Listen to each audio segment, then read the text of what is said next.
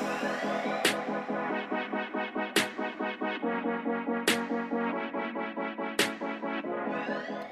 welcome to the X podcast. We are on episode 64. Wow. Crazy. 64. 64. And it's 2022. And it is 2022. I'm with my friends, Tim and Trae. Yeah. How's it going? Good.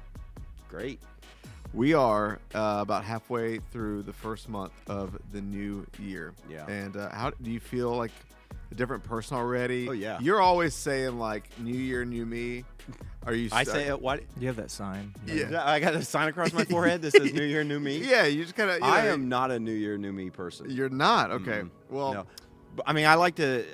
I'm a very much a rhythm and the kind of You love person routine. that I love routine. So I will be in routine. Actually, one of the things that I love most about the new year is getting back to the same routine that I had before Christmas break messed After it all up. that, yeah. After all the Christmas. And Oh, holiday. Christmas and then even the week. It's fun. I kind of always intentionally plan that week, and my birthday falls in that week. It's time with family. It's fun. But I go days without setting an alarm. And that bothers me after a while. I'm like, oh, I got to set an alarm. I'm going to have to get up early. I'm going to have to, back into that routine. And so I'm someone that loves and craves routine. Yeah. And when I get out of routine, it messes me up. Even if I'm having a fun time. Like I go on vacation, it's great, but I'm like, oh, Yeah. I'm so out of routine. I have that inner conflict. The older I get, the more I love both travel and spontaneity, but then also routine and rhythm. And I feel it. And maybe I feel like I'm getting older because Well, you are.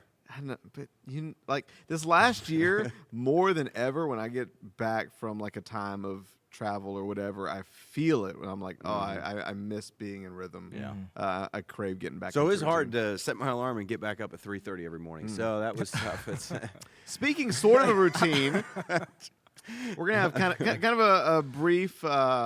Maybe today won't be a full meal. Maybe it'll be a snack. what? Maybe a snack. But I am hungry. I haven't. Are eaten. you? I haven't eaten yet today. So are you gonna have another kiwi? what? Your favorite fruit. Yeah, you always eat kiwis. Oh no. Okay, so What is today, going on? so to kind of piggyback off last week, we had a conversation around New Year's. Different people are New Year's people, or they're not, or they're resolutions people, or they're not. Trae, huge New Year's resolutions, goal, vision board, Write them person. all down. No. Yeah, I'm being sarcastic. Actually, his wife was on last week. She, Inspired Podcast, led a conversation about it. And then we on the X podcast had She a basically conversation. said she is not doing anything new. Yeah. She's like, I'm no longer a 3. That's what she declared. I'm kidding. But it was a really good conversation. So if you missed it, go back and watch. She brought a lot of Hi, Jess. really. She's in the room. She's in so the room right now. So She's that's in the why room. I'm looking at her as we're talking about her. But I thought her and Zach and Jesse just brought a lot of brilliant insight and helpful tips. Somebody actually last night, if you're not familiar with our context, it's we're part of a church community, and at prayer night, someone said that podcast helped them so much in how they're going to frame their year. No, it's Debbie awesome. Smith. Yeah, And I was that's like, cool. well, come on, Debbie. So today, to piggyback off that, I want to talk about another thing that sometimes we don't think about when we go into the new year, but might be actually the most important thing, which is how a lot of times we think, okay, what am I going to do with my money this year? Yeah. Or what are my quote unquote goals going to be this year? But it's something that is cliche but true, that you can spend money, but you can make money back. But the one thing in life that you can never get back is time. That in so many ways it really is the most priceless and precious commodity. Yeah.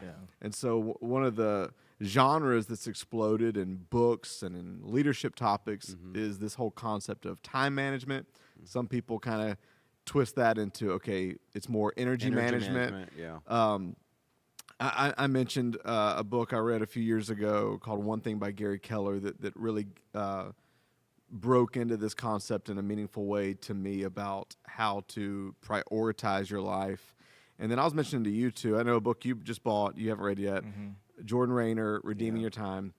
I listened to a podcast by him. It was fascinating. But a book I read in November that I've still been trying to implement and experiment with, but not so great so far, but is At Your Best by Keir Newhoff. He's a leadership guru. And his whole... Is that a follow-up to his other book? Sort of. What was his other book? I don't remember. About energy management. That don't one helped know. me a little bit. What was the one he had before that? Oh, I can't remember it. Something about your best. At your best. That's this book. Oh, that is this Yeah. one. So it's whatever was before that. He did one where he Right. had a workbook and everything, and there were some helpful things I Yeah. remember in that. And honestly, this book, I mean, a lot of Look it up. times, a lot of time management books kind of bleed over into each other if you've read one. But this one, I'm going to butcher it because it's been a few months. But in Christmas, I feel like this has given me brain fog. But read it. It's amazing. But one of the concepts he has, the main principle is you can't get back time, but you can leverage your time. And his whole thought is that if you study human beings and you study all of us have 3 zones we operate in a day. We have a green zone, a yellow zone, and a red zone. Yeah. And those time periods for all of us look different. Yeah. Some people's green zone is where you are at your Yeah. optimum. For a lot of people, that's certain morning hours. That's morning. And he contends that Creative no matter sometimes no. Mine's gone back and forth No. because I mean, Because you used to definitely, be like it a used to be late evening night. Oh yeah, it's like 11:30. I'd get just kind of fresh energy and fresh ideas. But I think you talked about as you grow older, there's Yeah. things that shift and things that change. And I've always wanted to be a morning person. I'm not yet. I will be by the time I'm 75. This makes me feel better. You say that, but you do I've gotten intense better CrossFit about- workouts early morning. Not early morning. After my kids get on the bus, so 8 o'clock. Like I want to be you wake up early, right? You said Depends on our It's not You 3 said 3:30. I said 3:30. That was Did you see that kind of a little bit smug of a shrug? joke? It is what it is. I this past year I pretty much got up at 5, 5-ish. Yeah. But that's because I had a project I was working on. I wanted to be. So Well, you today get up an my hour after I do. Yeah, yes, That's we've awesome. we've been through this. You don't get up anywhere No. close to that. No, I don't. I sometimes have to wake you up when we're supposed to meet. Okay. But no, I do. Like this morning, my alarm was 5:45. But I do it's- think you were 5:40. talking about different zones. It's trying to figure Yeah. out what is Yeah. your zone. Yeah. Yeah. And then, as you age and I have 3 kids. So what is my zone with my family? How does Right. it Yeah. how does it work with my Right. family? Yeah. Because if my zone is 8:30 in the morning, well, that's probably not the best time when I've got 3 kids. Right. Yeah. That are so Well, and he talks about when you look at your green zone, when you look at your life, you don't want to just look at where am I most productive in work, but also you want to look at how do I prioritize my most meaningful relationships. yeah. And so he contends that no human being has more than 3 to 4, sometimes 5. He says the most ever is 5. He contends that in all his years of research, no human being has more than 3 to 5 green hours a day.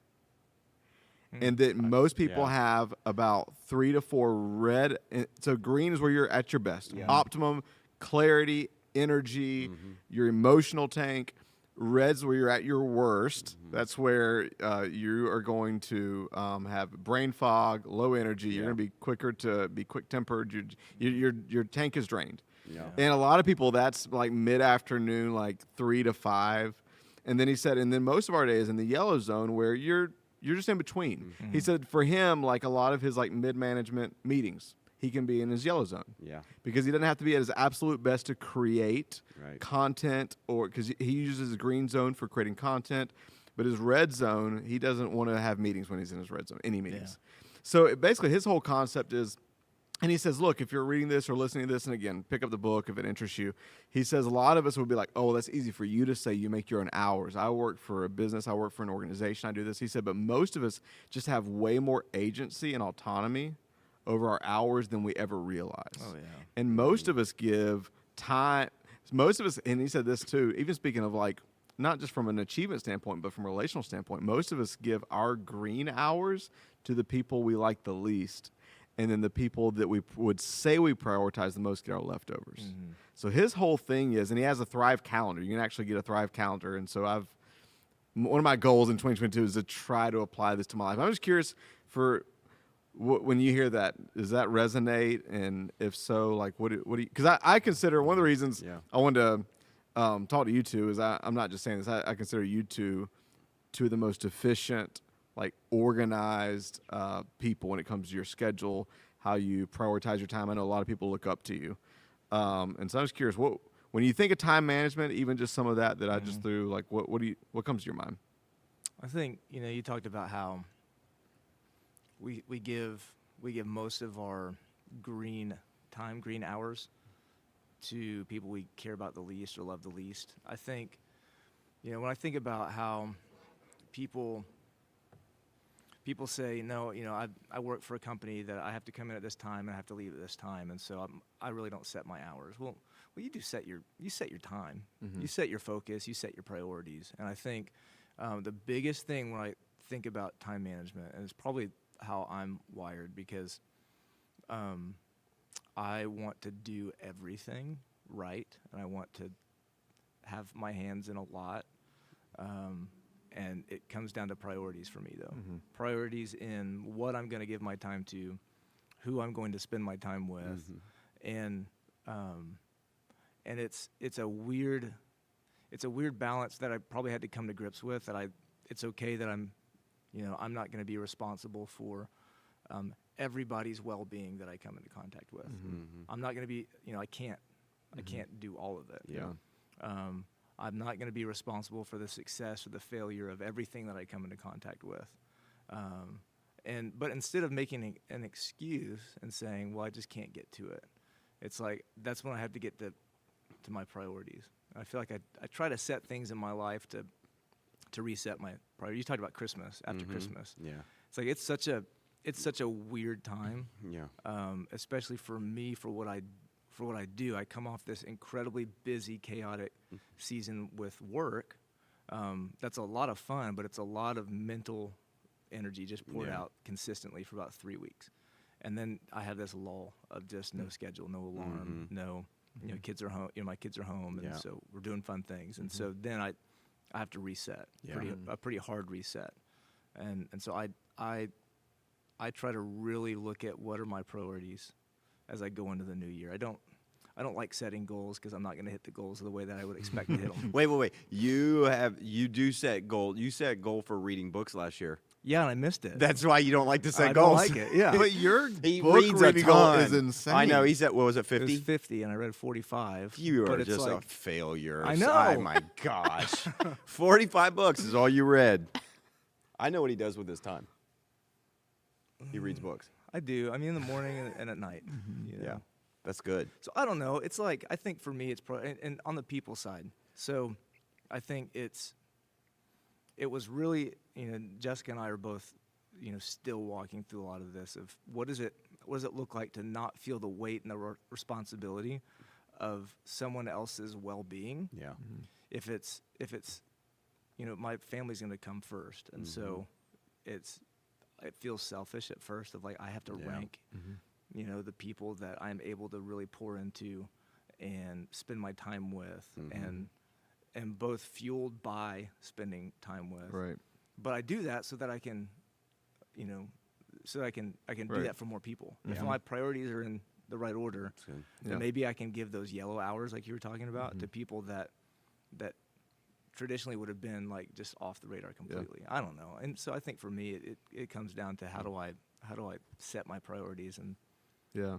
I think that's one of the things, though, that I think you're really good at doing is prioritizing your family. I've seen that in your life, and I think it's admirable because I remember something that someone told me a long time ago, and just in being in ministry, because, in ministry you feel that burden of you have these people that you're trying to care for, but then you have your own personal family that you're trying to care for. And at the end of the day, you're going to disappoint someone. Who do you want to disappoint the least? And so, and it's like, and it's really hard because you do feel the weight of that. It's like, I don't want to disappoint anybody. Yeah. Right. That's been my kind of MO. I don't want to disappoint anybody, so I'm going to make sure everybody Right. gets a little bit, and then no one gets enough, and so it's hard. one of my favorite books is Essentialism, and because it talks about like figuring out what's essential, right? And so I pulled up just something I had taken note from it because I think it's so good, and it talks to how you like prioritize. But it says when we don't purposefully and deliberately choose where to focus our energies and our time, other people, our boss, our colleagues, our clients, and even our families will choose for us. Right. And before long, we've lost sight of everything that's meaningful and important. And so it's like coming to the understanding is like, yes, we have bosses that are going to dictate the hours that we that we spend at work, and we have responsibilities. So like prioritizing is not saying I'm going to not do what they say, or I'm not going to let them control. It's you purposefully and deliberately choosing how you're going to fulfill your job responsibilities, your family responsibilities, and putting it in a time frame that actually works. It's an incredible book by Greg McCowan, Essentialism. I need to read that. That's good. I love that thought, deliberately and purposefully, because I found, like, for me, if I don't say, okay, here is, especially in the mornings, here's the big thing that I'm going to attack and focus, like you said, my energy on. I heard Ben Stewart use this phrase one time. He said, if we don't prayerfully calendar out what is important and what our goals are and what our purpose is, he said, we'll live by proximity instead of priority. In other words, if I'm at my desk and I've not said, here is what I am achieving in this next 3-hour chunk, then instead of living by priority, I'll just live by proximity. Oh, my email dinged. Okay, email. Oh, somebody knocked on the door. They need me for a second. I'm going to do that. Oh, the fax machine. Somebody that's urgency. Yeah, I'm going to live by whatever's near me and grabbing my attention. I'm going to live by reaction instead of by response. I'm going to live. I'm not going to live purposefully. I'm going to live reactively. So how do you find that balance, though? Because I think there's two extremes to that, right? There's the extreme of I'm not going to listen to anything else. I'm going to do what I think is priority, and that's not right. That's not right. Right. Because I mean, you've got other people and factors and responsibilities that should dictate your priorities. Yeah. And then there's the other side of almost used as an excuse. You know, I've heard it a lot. I've said it a lot. I just don't have time to do that. Or I missed that deadline because I didn't have time, or I didn't have this, or I had to do that. Well, I feel like those are, we can use the excuse of not enough time, but that's not what it is. It's an excuse of not prioritizing. Yeah. I've heard people say it's an indicting thing when you look at the Michael Jordans and the Thomas Edisons and the people, all these people we look up to and think they had the same amount of hours. Yeah. Oh, yeah. They just chose their hours differently. And like you said, I think there's a balance. I think too, like, this may sound really ethereal. I think there's a different rhythm for every season. Like, it was Andy Stanley that wrote that book, like Choosing to Cheat. Like, you're gonna, in every season you're gonna lose in some area of your life. So I think part of maybe the balance speaking to is, first off, if you're in a family context, like, there's got to be communication. I think it's a big part of that. So whether you're part of a team or a part of a family, there needs to be an agreed upon, hey, I'm going to block out this schedule and just FYI this part of my day, and just FYI. Now we live in the day of iPhones where you can have favorites, where only favorites would come through if there's a case of an emergency. I think we have more practical. The catch-22 now is we have more digital distractions than ever. We also have more practical tools than ever. And so it's like, how do we start with priority, communicate to the people we love most, realize the rhythm and the needs of this season. Like some people that are in ministry or that speak for a living have talked about in certain seasons, they just decided when their children were young, they were going to lose in the area of public speaking. They weren't going to travel. Like, because I'm never going to have that time again. Because every time we say yes to something, we say no to something else. So saying yes in that season to a lot of traveling and speaking is saying no to my kids. But in a different season of life, there's a different rhythm there. There's a different season there. And so, I don't know, but it's good. I think one of the biggest issues with time is that we just tend to overcommit to too much. I don't know if it's the drive that we have. I think we just tend to go into life with this idea that we can have it all. So I want to have the really, really successful career, and I want to be in charge, and I want to be this, but I also want to have, a family, or I also want to have this side thing, and I also like this hobby, and I also like this. And I think it really does come down to, what are you going to say yes to, and what are you going to say no to? And it can be seasonal. That's what's nice. Like, there are seasons and times, I think, even with having kids, when kids are growing up, where it's like, okay, you might choose and you go, I'm just not going to golf. I love golfing, but it takes 4 hours. I don't really have 4 hours. If I do that, that's Right. 4 hours is taken away from being home with my kids or my family. You know what I mean? Because I'm already committed for my job. And I think, like you said, that phrase, I think we need to kill that phrase. I just don't have the time because everybody has the exact same amount of time. Yeah. Yeah. So whenever you hear someone say, I just don't have the time, it's usually an indictment on they don't manage their time very well. They've overcommitted in many different areas.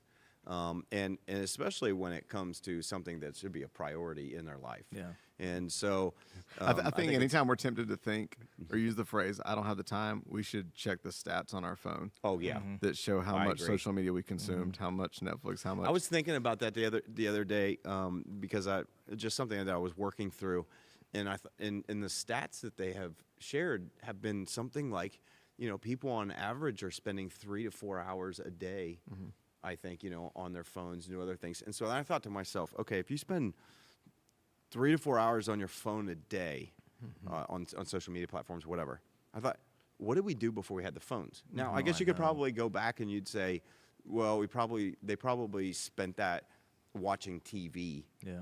instead of, so I keep tracing it back. Okay, before we had phones, we watched TVs and watched TV more because younger generation, I've noticed, definitely watches TV less, but then they watch their phones more. Yeah. It's just, it's changed a little bit, but just still, some of it's added together. People are doing both now. And then you go back before TV, what were you doing? Well, they were listening to radio. Yeah. It wasn't that much because there wasn't, back a long time ago, TV, you know what's interesting? This is so funny how much our culture has changed, and because we didn't have enough time. There was a time, I don't really remember this, I was a little bit too young. I vaguely do with some channels when I was really young, but there was a time when TV stations, they stopped broadcasting. So you'd reach a certain time, and it goes off air. It'd be off air, it'd be static, all through the night. That's when you go to bed. You don't, And today we have, I think that what's caused that is we don't have enough time. Yeah. And so what have we done? We've now we're a 24/7 society where we just don't have enough time to do everything. So I think at the end of the day, we've got to make a decision as to what's important. Yeah. And, one of the things that I did this last year that I think was really helpful for me was I got off social media for all of 21. I pretty much wasn't on social media the entire year. And some of it was just like, there are some apps that I have refused to download, like TikTok, not because it would not be incredibly entertaining. My daughters will send me TikTok videos of, just crazy cats and this and that and different stuff, and you watch them and they're hilarious. And then I realized how TikTok works. Because it'll show up on mine. I get to go on without the app and just see it, and you'll watch that video, and as soon as it's over, another video will pop up. And then they'll play about 6 seconds of that. Not enough to kind of go, wait, what happens to that one? And then you have to get the app. And you have to get, I was like, if I had Oh, the this, geniuses. I would never stop watching videos. They go one after another, and they're great. They've cracked the human dopamine code. Yes. And Wasn't it? I think I just read that TikTok's web traffic took over Google. To Wow. where it's the number one internet traffic. And I think that that wouldn't surprise Isn't me. that crazy? That wouldn't surprise me. I think we are moving away Well, I just from think that. I think of people younger than me who use TikTok all the time. Yeah. And they'll say, yeah, I looked up this thing on this recipe on TikTok. Or I I looked know. up this, and I'm like, I wouldn't even think about Why? using TikTok Yeah. for that one. I would just go to Google. Shows how old I it am. haunts know. me like there's this verse in scripture, the message paraphrase says, these people whittled away their life. And just something I've just been challenged by again, recently that, even thinking about this conversation, I'm like, okay, I want to take back some agency in my schedule. Because we all say the phrase life is short. But on a day-to-day basis, we don't calculate the cumulative effect. yeah, It's just an extra few minutes scrolling. yeah, It's just an extra few minutes doing this. But cumulatively, this one precious life we have, and I just loved Keir's phrase that you can't create more time, but you can leverage your time. And he says the exponential result in his life over the last 10 years of putting the principles of stewarding his energies towards his most important priorities in the green and then having the leftovers being like leverage, knowing your energy, knowing your rhythms, knowing your life, and pushing all of the things that you would say you value most, the things you want to accomplish with your life, the people you want to love the best, and to it just makes me say, okay, maybe the most important thing this year is for me to take inventory. The writer in Scripture says, God, help me number my days, redeem the time, for the days are evil.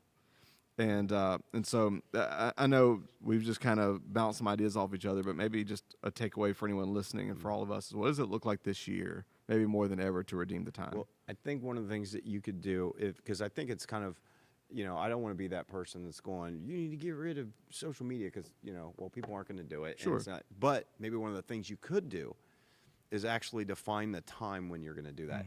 So if you go, hey, here's my red zone. Here's the time, like from 6 or after dinner till whatever, I get in this lull and I could fall asleep, whatever.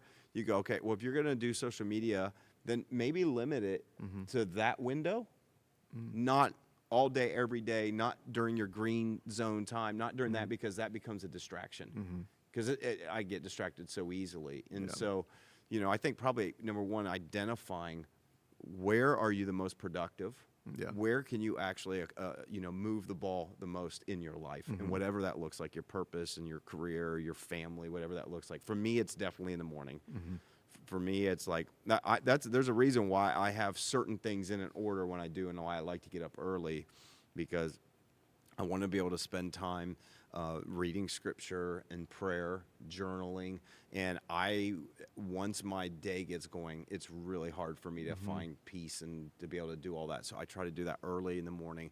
I like to work out first thing in the morning, because later in the day, I just get so busy, distracted, and my energy is lowest later. So I like to work out in the morning. I also feel like it gives me, just personally, I mean, there are all kinds of other benefits from working out. You talk about dopamine hit. Well, there's all kinds of chemicals that get released. So I actually feel the most energized. I don't know how you feel, because you've done a lot of both. You feel really good after working out in the morning? Yeah. Like, I think my mind is clear and I'm ready to go. Oh, yeah. It sets my, I mean, I would always say that if I work out, I'll read my Bible. because it sets my rhythm. Yeah. And it's like, for whatever reason, and it just starts my day when I work out in the morning. Now, summertime, I like working out at night. Yeah. But in the cold winter, I'll work out in the morning.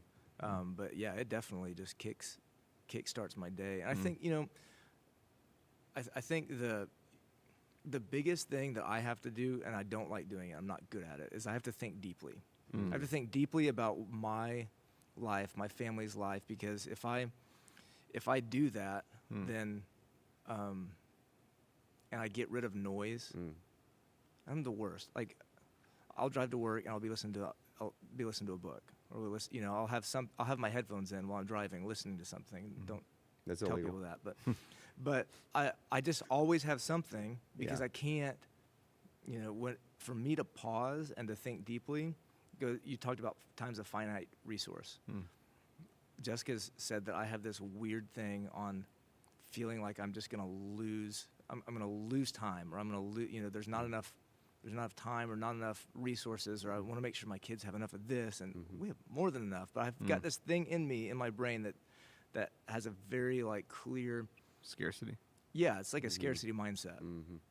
And so I don't like thinking deeply often, because the reality of the little bit of time that we actually have hits me.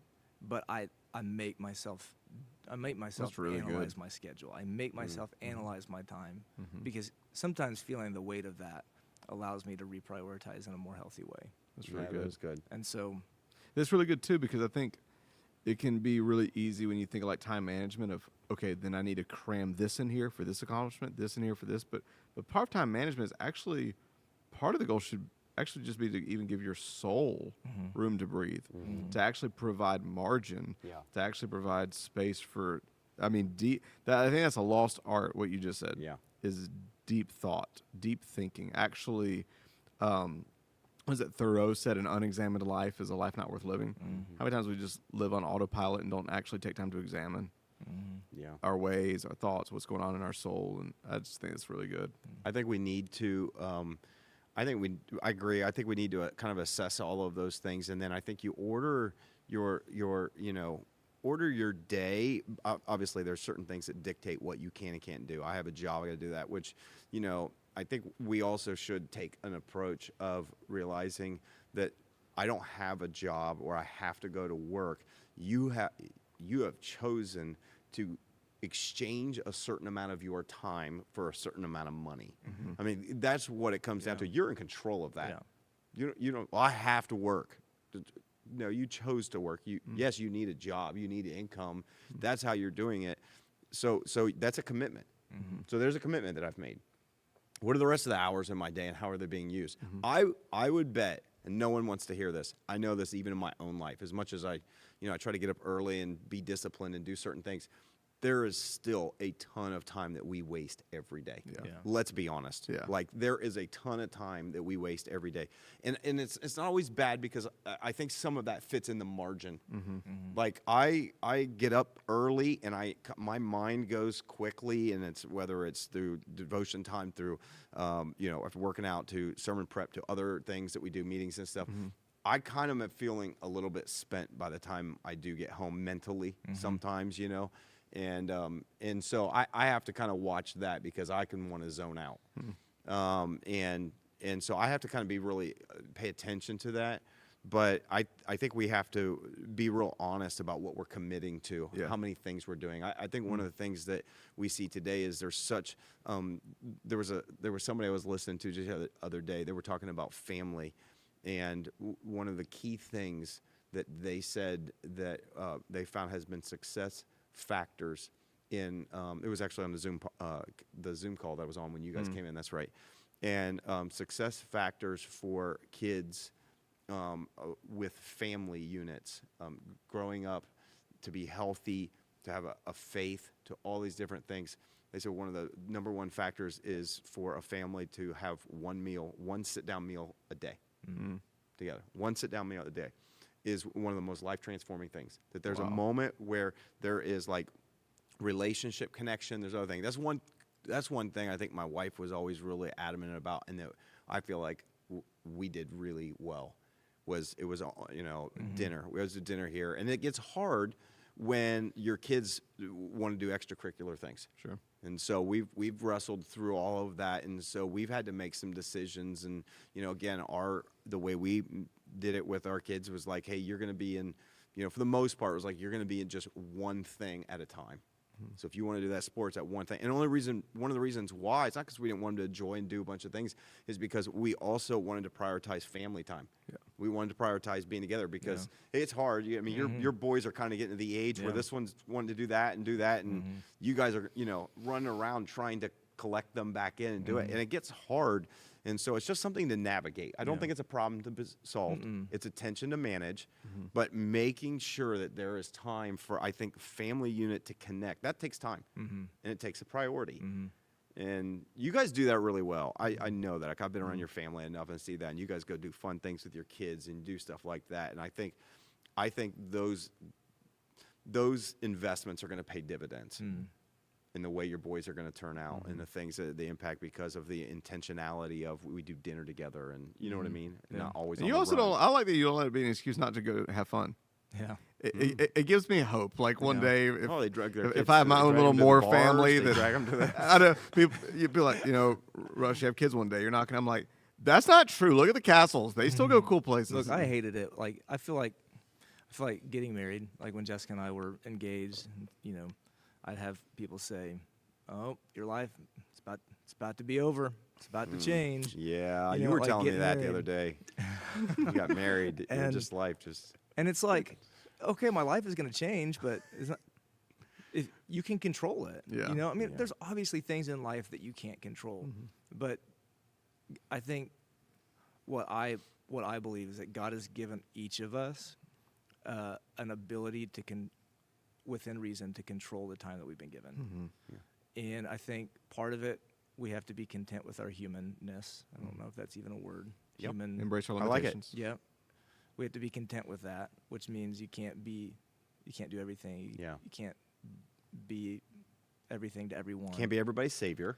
And I think, people told me the same thing when Jessica was pregnant with Jude. It's like, oh, you better get those vacations out of the way, and what I always try to say to either people who are about to get married or about to have kids or going through a big life change is, look, your life is going to change, but you can dictate what that change looks like to a degree.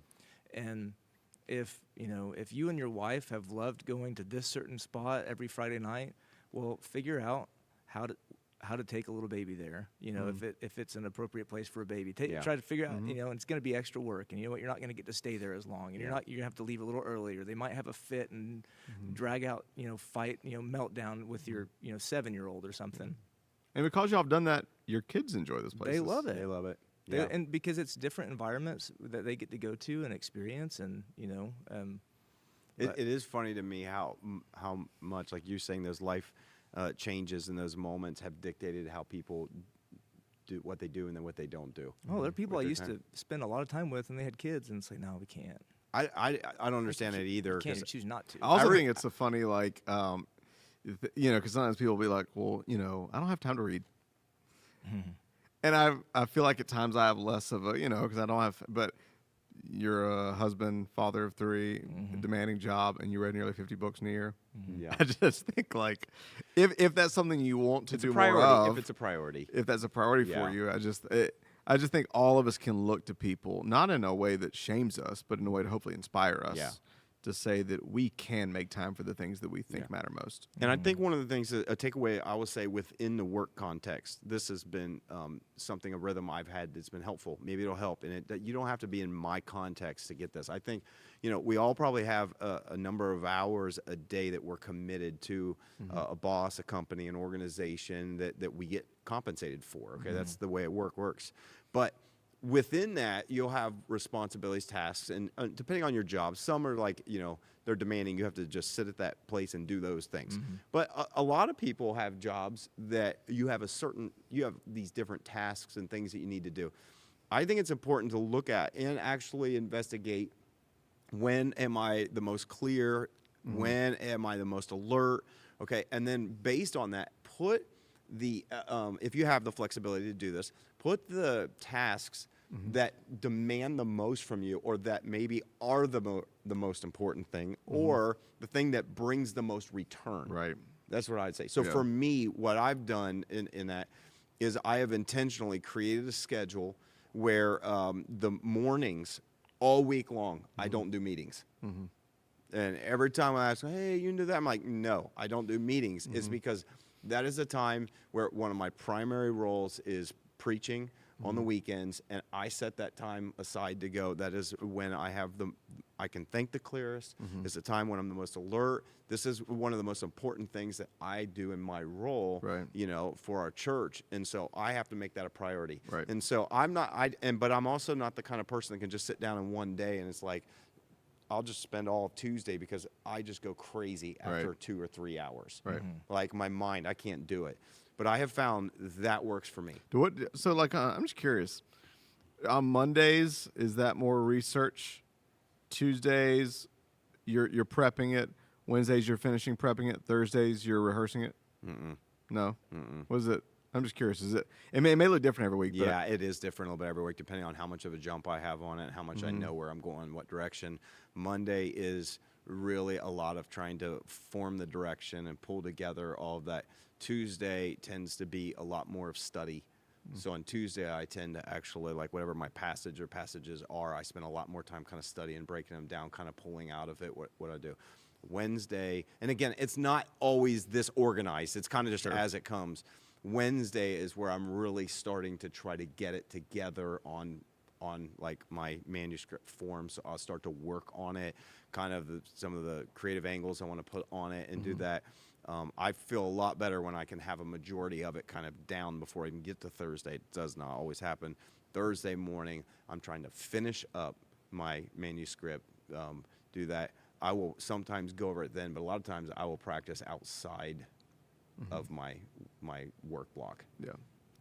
But then sometimes it will as well on Thursday, and I try to be done by noon on Thursday to get my stuff off so that they can get notes and things in. So, but it's like a process where I need that time. So when I talk about time, what the weeks that everybody loves, holiday weeks, are the most difficult. Because Monday we were off for New Year's or whatever, and so we would go, and that's great. I enjoy that time. Usually my daughters are not in school, so we go do stuff, but I lost a day. And then we moved some of the stuff that we would do Monday morning to Tuesday, and it's like, okay, I have 3 mornings to try to pull this together in time to get the notes, and so that's when it gets stressful. So it's about, and it really is for me. That portion of it is managing my time, which it's really hard. By the way, for anybody listening or watching that would want to be interested in the book, Keir actually has a lot of practical tips if you're in a traditional 9 to 5. He even says he gives a lot of tips on how to calendar out your lunches and decide who you're going to meet with and who you're not going to meet with, and how to make some lunches. Hey, let's make this a 10-minute conversation now. He just gives a lot of practical, even like interpersonal tips. But he also talks about if you think there's a better way you could use your schedule. He actually gives verbiage and approaches for someone to bring to their boss to say, hey, could I try an experiment for a month? I found that I would love somebody to, hey, I've been thinking about my schedule. And there's been different versions of that, from people that I get to lead. But like that, to me, that shows like, hey, I've thought through how I can make the biggest impact. And there's not very many supervisors that would not be thrilled to death if you walked up to them and said, I know, they would love it. It might look different, right? But I've thought about this. And what do you think about a schedule like this? Because this is how this would work, or And after 2 months, could we come back and revisit? And if you don't like the results, then we can change it. I think the book, the one book that I will language almost. That's your love language? Is that your love language? The one book that we were referencing before, I think, was called High Impact Leader. Okay. That was the one. I've heard that's amazing. Actually. Yeah, so High Impact Leader was one of his books, and I feel like he's kind of stayed in that vein with this other book, At Your Best, because that's where he first started talking about these are the times when I have the most energy. So he talked about energy management, not just time management in that book. Yeah. So these are just a couple resources I would say. I think that we've given that people can Another use. little fun side thing. Have you ever, because you watch or read Tim Ferriss sometimes, don't you? Every now and then. Yeah. He went from time management, energy management. He talks about the importance of mood management in managing your time. How do we manage all this? I'm going to need a manager to manage my time management, energy management, and mood management. I know not everybody likes to read, but I think what you can do is you can go to some of these books and just kind of that's what I do a rabbit trail of, okay, I'm looking up Essentialism by Greg McKeown, the book I talked about earlier, and I'll just go to like other people read, and you just find different types of similar books that, one that I found in that same way is called Digital Minimalism by Cal Newport. And it's like, the tagline is choosing a focused life in a noisy world. Well, I found that because I just went on a rabbit trail, and it's like, if you're really looking for examples or methods or ways to manage your time, because you got to figure out what works for you, and then go on a rabbit trail on books and podcasts. I mean, Keir Newhoff obviously is an incredible one to listen to, but I think we've talked about it a lot, about what you input into your mind is what how do you phrase it? You say what you input is what you output. Is that, and the quality of your input will determine the quality of your output. If people would, and I am continuing to learn that, but if people would really take that and like, okay, what are you consuming that's going to help you be a better version of, how God has made you? Right. Yeah. And because there's so many resources and they change. Ruthless Elimination of Hurry was a book I read 2 years ago. Yeah. I read it again a couple weeks ago, and even some of the practical tools that he had in there, it was interesting because within 2 years, our phones do a lot of what he said to do manually. Shut off notifications. Like and so I remember 2 years ago going through and like, okay, don't need to get a notification from them. I'll turn that off. Don't need to get a notification from them. You ever put it in grayscale? I did do that. But then it's like now we have all these features with the new update. It's like you can set that with like one button. I good. do that. And so I think as technology gets more noisy, I think also we're going to get more resources to be able to control it. If we choose. And I think maybe that's a good takeaway. Maybe it's a good takeaway for this. I think the thing that I would encourage everybody, because I mean, this is something we all have to work on. We're at the beginning of a new year. And everybody, as you said earlier, everybody is so focused on, okay, this is a year where I'm going to get control of my finances. I'm going to get control of my health. I'm going to get control of my weight. I'm going to get control of my eating. I'm going to get control of... A better place to start is getting control of your time. Because all of those things require time. Right. All of those things. And the reason why we struggle to have time to work out, I just don't have time.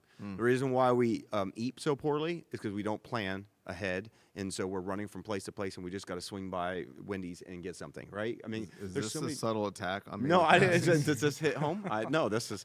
But I do think that why wouldn't we ever take some time to actually say, I'm going to get control of my time? So if I have control of my time...